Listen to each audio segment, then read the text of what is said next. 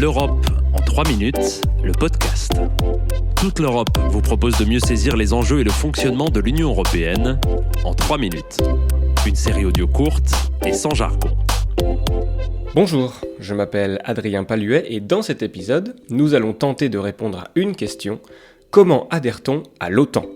Avant toute chose, rappelons que l'Organisation du traité de l'Atlantique Nord, ou OTAN, est une alliance politico-militaire entre pays d'Europe et d'Amérique du Nord, dont la mission essentielle est la défense collective. Cette alliance implique qu'une attaque contre l'un ou plusieurs de ses membres est considérée comme dirigée contre tous. Créée en 1949, au début de la guerre froide, l'OTAN comptait 30 pays membres avant l'invasion russe en Ukraine en février 2022, mais ce conflit a bouleversé les équilibres et 2 pays historiquement neutres, également États membres de l'Union européenne, ont formulé une demande d'adhésion à l'Alliance, la Finlande et la Suède. L'OTAN pratique une politique dite de la porte ouverte. Cela signifie que tout État européen, susceptible de favoriser le développement des principes du traité et de contribuer à la sécurité de la région de l'Atlantique Nord, peut demander l'adhésion à l'organisation. En 70 ans, l'OTAN est ainsi passée de 12 à 30 pays. Aux côtés des États-Unis et du Canada, 28 États membres sont européens, dont 21 appartiennent à l'Union européenne. L'adhésion se déroule en plusieurs étapes.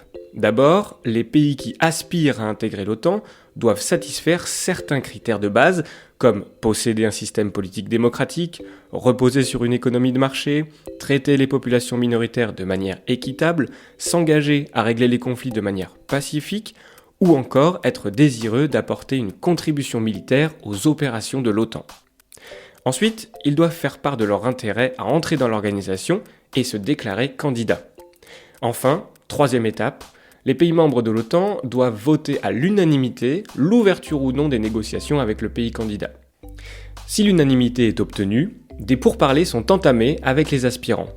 L'objectif est de vérifier leur volonté à adhérer à l'OTAN, mais aussi d'analyser leurs capacités militaires, politiques et juridiques, ainsi que leur potentielle future contribution au budget de l'organisation.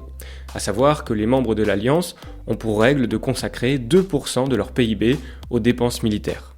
Les États membres peuvent même énoncer des recommandations aux candidats à la suite des pourparlers.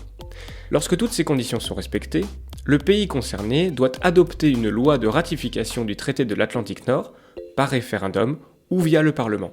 Ce processus reste relativement rapide, même si pour certains pays il peut s'étaler sur plusieurs années. Il est tout de même bien moins fastidieux que la procédure d'adhésion à l'Union européenne qui peut prendre, elle, plusieurs décennies en raison de l'intégration de toutes les normes européennes dans le droit national des pays.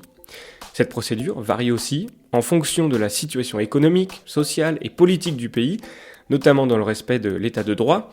Ainsi, des pays comme l'Autriche ou l'Espagne ont mis entre 6 et 11 ans pour intégrer l'UE, alors que la Turquie, par exemple, est candidate depuis 1999 et la Macédoine du Nord depuis 2005.